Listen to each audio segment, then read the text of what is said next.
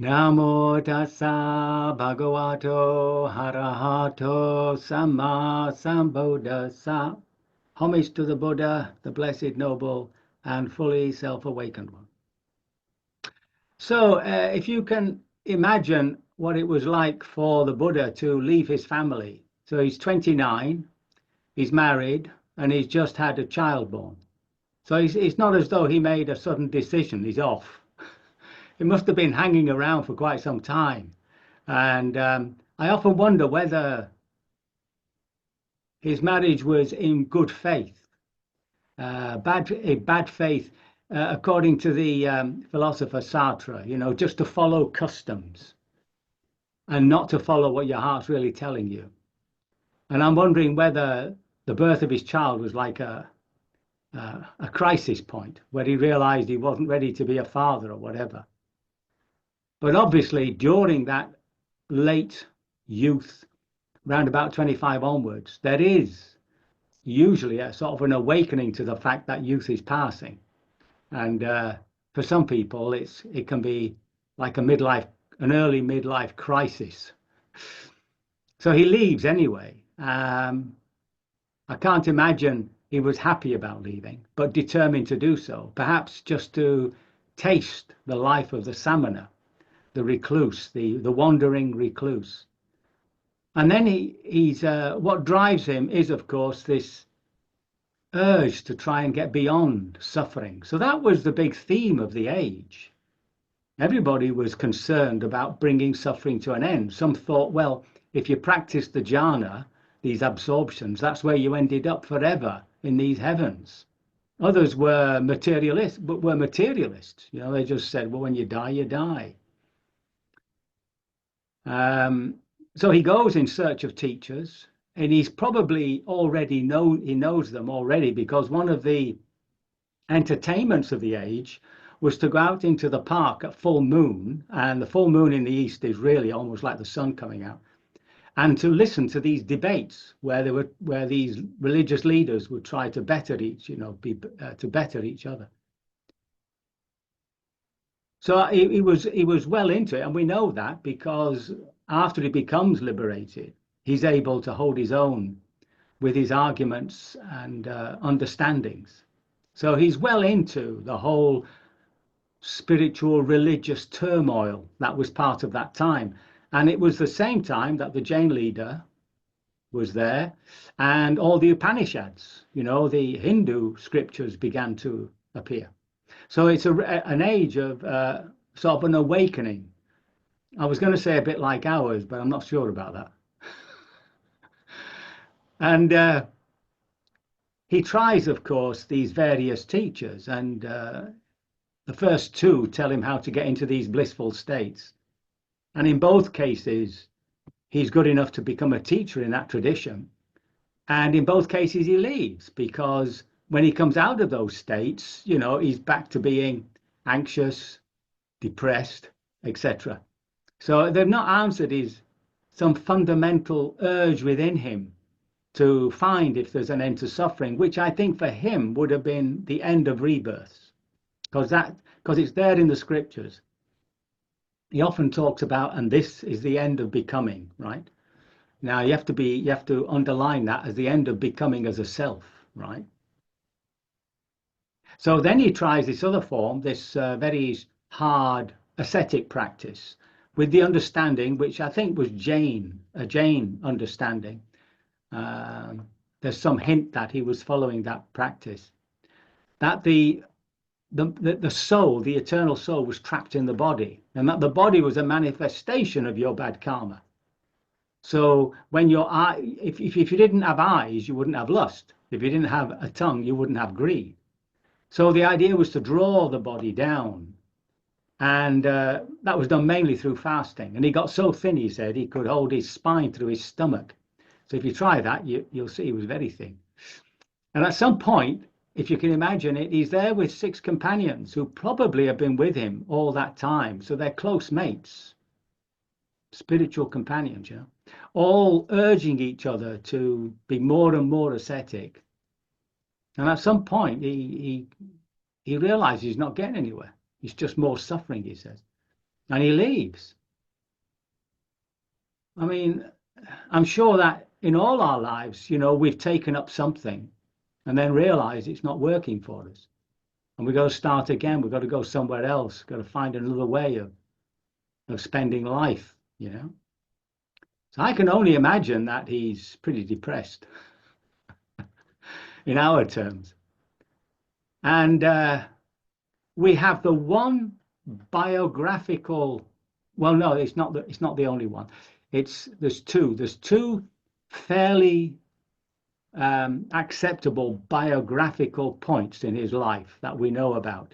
There's something in his early life which I'll come to, and there's this point where he's sitting on a road and a woman with offerings for the local god offers him some a mince pie, and it revives him and it makes him sort of consider what he's doing. And that's when some sort of determination takes him to have one more go. And it comes from this memory,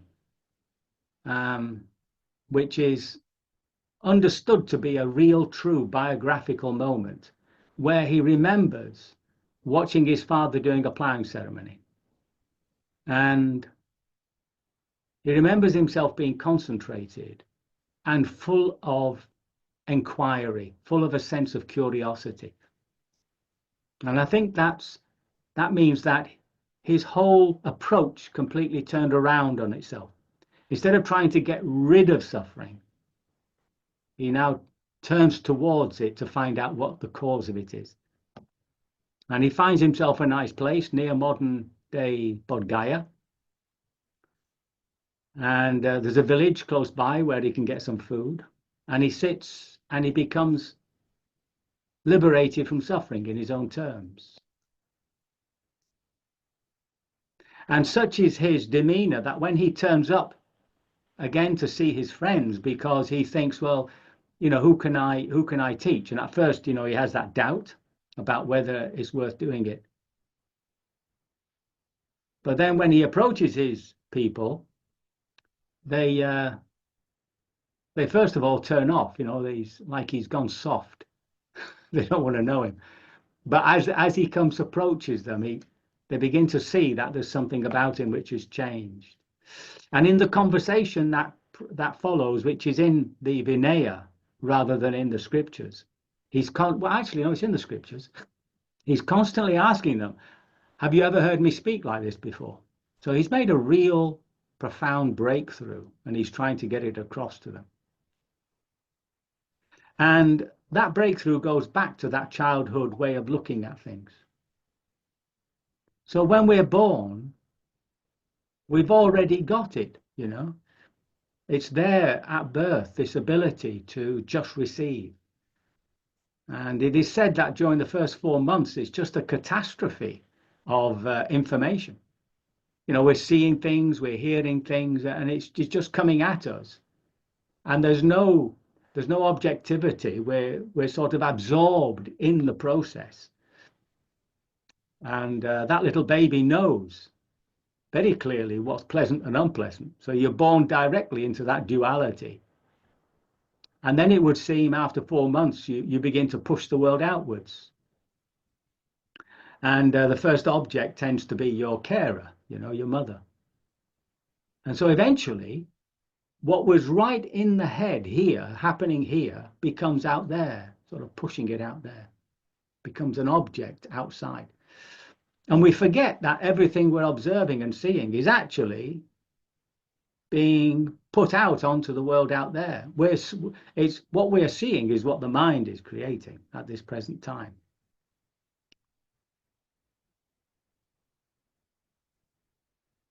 And that sense of awareness that he found, that intuitive awareness that he discovered by just relaxing within himself and observing, he picked up then from that experience he had watching his father doing a ploughing ceremony. And that's probably, I would have thought, around about the age of 7 and 8, because that's, I think, when we become a bit more self-aware in that way. For instance, guilt comes into into play around about the age of 7. And around about the age of 7, we drop the idea that what we can see or what we can imagine has to be real. So Father Christmas can't come down the chimney anymore, you know.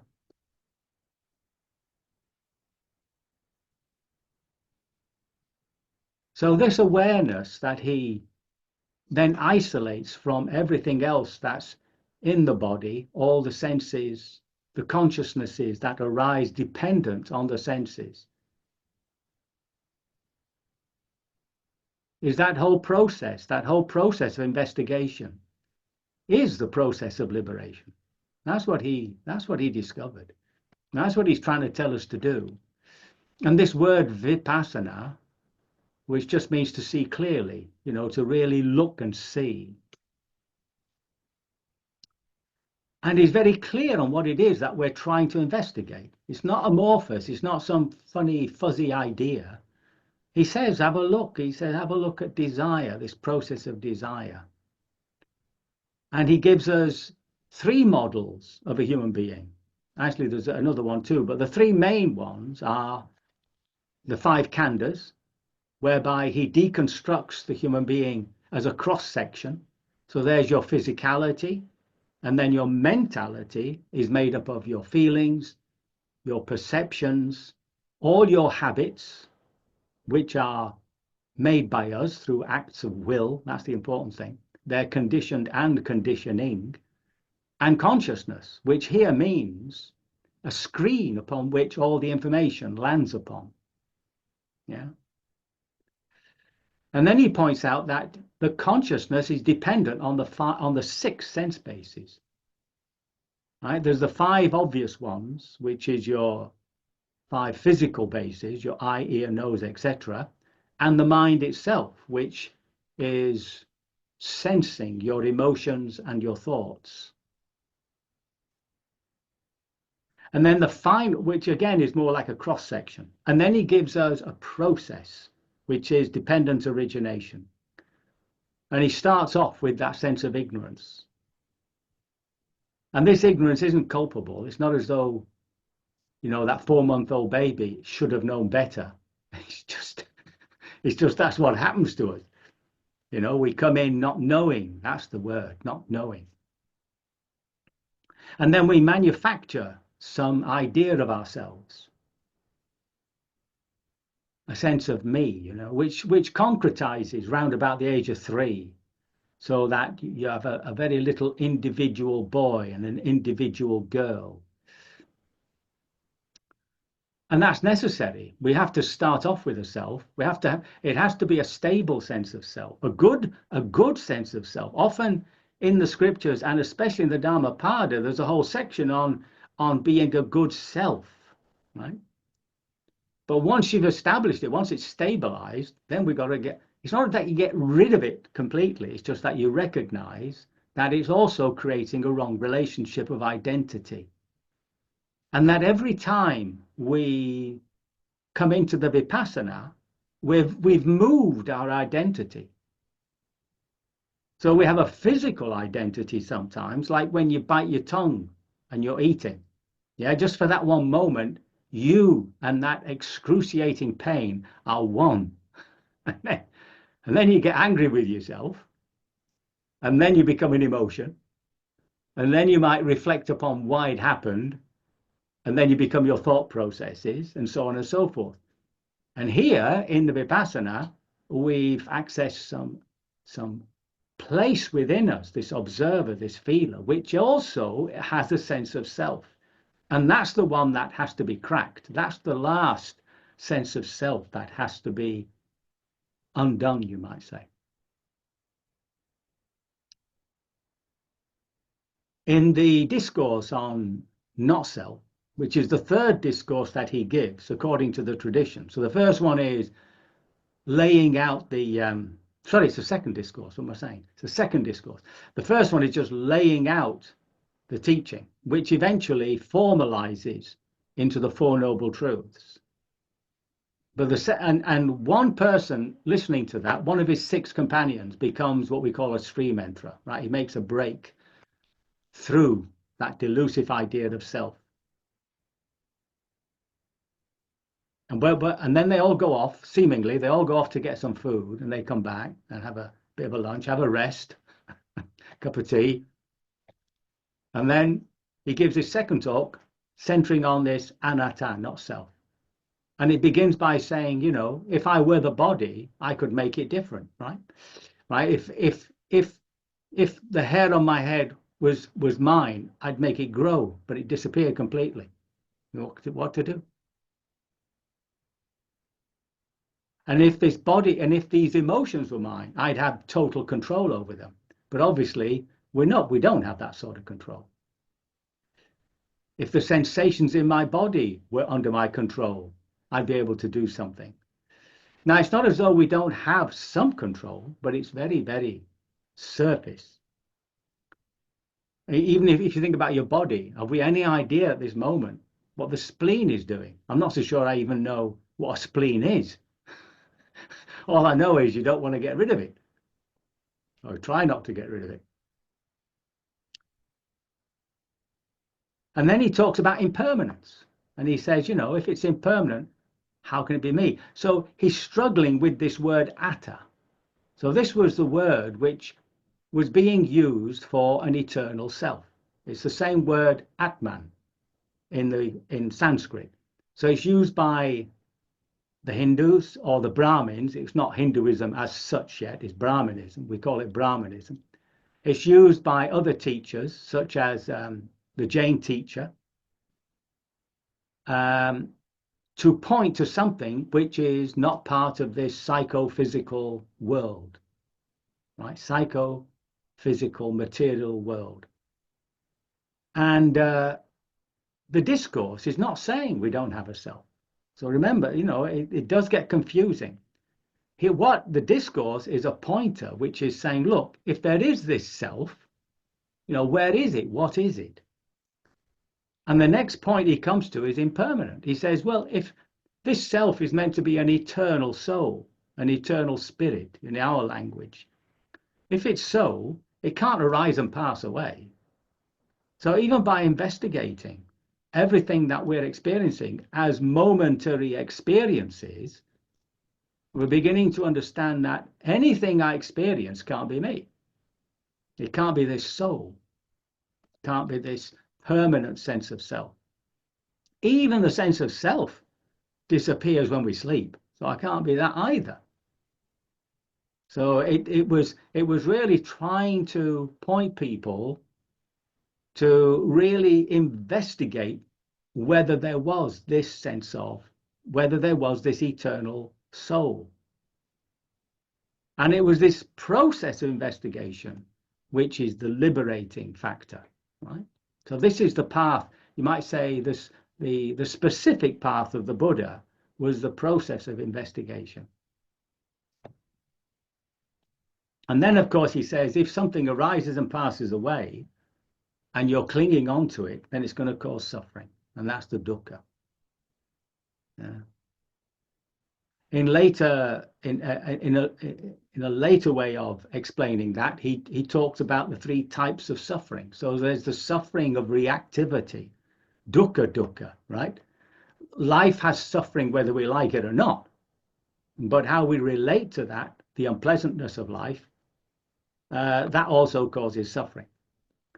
And everything is suffering if we're attached to something, and we get attached to what is pleasant, to what is beautiful, and that the impermanence of that, catching the impermanence that we can let go. We accept beauty. So that's the thing, it's accepting and enjoying beauty, enjoying that aesthetic mental state. And when it goes, to remind ourselves it's gone. That will never repeat itself. I'll get something like it, but I'm chasing the dragon. It's the same psychology as any drug addict, And then finally, the sankata dukkha. It's the dukkha, the suffering or the unsatisfactoriness that comes by not seeing that everything's compounded. There's nothing that has any solidity, that has any substance. Yeah. And we know that on a physical level from our science, I mean, it's somebody once said to me, if we took all the space out of the body, we'd end up with something like a centimeter cube of matter. So, I mean, that's what we're made of, these subatomic energies, whatever. And it's magic when you think about it.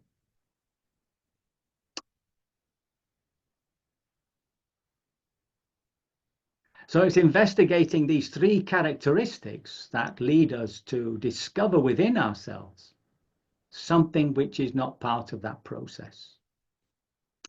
He doesn't like to name it. He doesn't like to call it something. He prefers to talk about the experience nibbana. And what he says about nibbana is that there's nothing in it which you've ever experienced or can experience. It is beyond the body and mind and heart. It's beyond all. Whatever we call being a human being, it's not that. And then in another scripture where he's in a sense pushed, we might say, by the question to answer in a very direct way. And it's called the Kevada Sutta. It's very famous amongst monastics, amongst certain monastics, because it goes against the idea that nibbana is nothing. You know, like it's a sort of clever way of talking about annihilation. And there's this monk Kevada, and he wants to know where the world comes to an end. So now the world in this sense, and the Buddha often uses it in this sense, is the world you're experiencing. It's your world, right? It's not the world as an objective thing. And he goes and asks somebody, and they don't know. And he asks these devas, these gods, and they keep saying, well, you know, we don't really know the answer to that. You need to go up higher to the next load of gods. And he goes up and up through all these scales of godly realms, deva realms, till he gets to the great Brahma, who is the creator. And he says to Brahma, you know, where does the world come to an end? And Brahma answers, I am Brahma. I am the creator of the world. I am the all-powerful, the all-knower, and so on and so forth. And he says, I didn't ask you that. I wanted to know where the world comes to an end. And this happens 3 times. It's quite a funny discourse. And then Brahma pulls him aside, you see, sort of behind a curtain. And he says, listen, he said, I don't want them to know that I don't know the answer to that question. But I do know who knows, and that's the Buddha. And you made a mistake coming up here. You should have gone to him. So he nips down back to see the Buddha. And he asks the Buddha, where does the world come to an end? And he says, that's not the right question. The question is, where does the world not find a footing? So Nibbana exists at the same time as the world, as it was for him, the Buddha. And then he comes out with a statement. He says, there is a consciousness. So now, you see, it's like whenever somebody has an insight into human nature or into the world as it is, there's always a struggle for a word, because the words that we have are always based on history, are always based on what we know. So, for instance, Freud, you know, he has a real deep insight into the human psyche, and there's no words that he can use, so he makes them up. The id, the ego, the superego. So the Buddha doesn't particularly make up a new word. He's using consciousness in a particular way. And what he says is that there is this consciousness, which is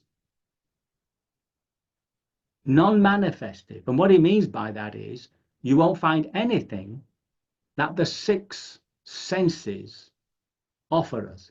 So that's one way of looking at a human being, that the consciousness is based upon one of the 6 senses. You're either seeing or hearing, feeling, thinking. And he says there's nothing, it's just not there's no manifestation within that consciousness. And then he says that there's no boundary. There's no boundary. In other words, there's nothing there which there is a relationship to. It's complete, whole, and entire unto itself.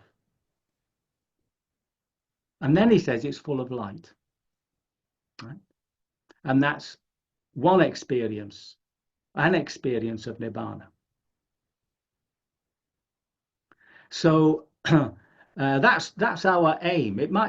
Nibbana can be experienced in different ways, right? It's not, I mean, that is a specific experience of the Buddha within in itself. But every time we sit in the position of the observer, we're right. We're actually almost on the point of a Nibbanic experience. Because when you're in that position, ask yourself, am I suffering? It might be that there is some very negative mental state there, you know. You might be feeling very sad about somebody who's died, for instance, a friend. And as soon as you become aware of it, as soon as it's there, you're allowing the heart to express its sadness and therefore its healing. But whatever is aware of it, ask yourself, is that actually suffering? So this is a magical position to find within ourselves. It doesn't heal the heart, it allows the heart to heal itself, right? That's all the heart wants to do. The heart just wants to express its problems, and it expresses it in feelings. And that's where we start dealing with these so-called hindrances, right? All those things that are agitating, are depressing. You know, the five, all the ones to do with desires that we want, all the aversions that we have, which include the fears and anxieties, all the internal, all that dullness and lethargy, which has been a way of indulgence and a way of suppressing stuff, you know. Like often when we're in a miserable state, like we'll just throw ourselves on the sofa and fall asleep. And so it's a nice way of just pushing things away. And of course, it's very pleasant, isn't it? You know, when you wake up in the morning on a Sunday and you might just have been tempted just to keep sleeping, you know, on that subliminal state, you know, where you just keep turning over and you might get up and have a cup of tea and get back into bed. So there's all these sort of that laziness. Well, of course, it's building up a mental state, and that's what we often feel when we're sitting, right? As a hindrance. A hindrance meaning it's the danger of us being pulled into it, of giving into it. That's why it's a hindrance. Is that they're actually teaching us something, these hindrances. And then there's all that area of shame and guilt, remorse, sort of secondary stuff that comes when we've not behaved in a way that's you know, moral or ethical.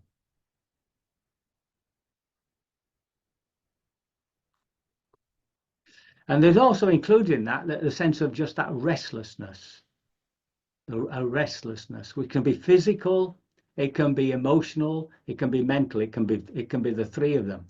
And you just can't stop fidgeting, you can't stop doing something, you know. And the final one is doubt, but this is a type of doubt. I mean, the Buddha definitely wants us to doubt in the sense of ask ourselves, you know, is what the Buddha's teaching true for us? Remember, this is a process of investigation. So belief becomes a real hindrance. He doesn't want us to believe anything, but he does want us to have confidence. And that's what skeptical doubt takes away from us. Because if you don't have confidence, then that doubt takes you over in anything, in any walk of life, you know, and you can't move. You're paralyzed. I once had a student, I don't know what happened to him, but he couldn't even, he got into this terrible psychological place of extreme doubt. He couldn't decide whether to get out of bed or not. I mean, that's just amazing when you think about it. And I'm not so sure I could help. I'm not sure I helped him, except to say, you know, make a decision at some point to get out of bed and get out of bed.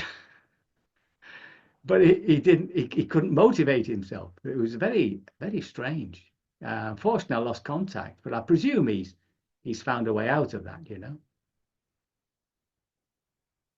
So these mental states, these hindrances that come up, are actually to be used in order to keep reinforcing in ourselves to re-establish a different relationship with the world. You know, not me, not mine. And of course, the danger is then that you're opting out. You're finding a place where you're becoming um, non-engaged, and that's why whenever we practice vipassana, it's always good to do a bit of metta, you know, because that re-engages us. And basically, that's what the Buddha did. If you remember, having attained this full liberation, no, just before that, you get the great doubt where Mara attacks him, you see. So he's sitting there and all those old desires are coming up, you know, to go back to the family, back to the life that he once loved, etc., etc. And he tries to steady that doubt by touching the earth, right? And the earth goddess rises and says, you've got every right to seek this liberation, because Mara is telling him that he's not good enough. He's no good, you know, it's a waste of time. Why are you doing this? And having perfected the virtue of generosity, it means that his purpose wasn't just for himself.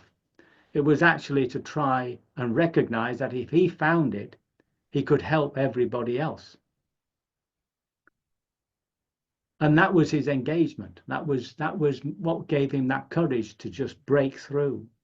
And then afterwards, having overcome the doubt that anyone would actually understand him, sends him into 40 years, isn't it? 45 years of teaching. And that's what he devotes his life to then. So just to sum up, right awareness, you know, bring to mind that childlike way of looking at things before conceptual thinking, before words, just to be able to see. And we can practice that just a very simple way. You know, we can stare at something, just stare at it and let the information come to us. Yeah.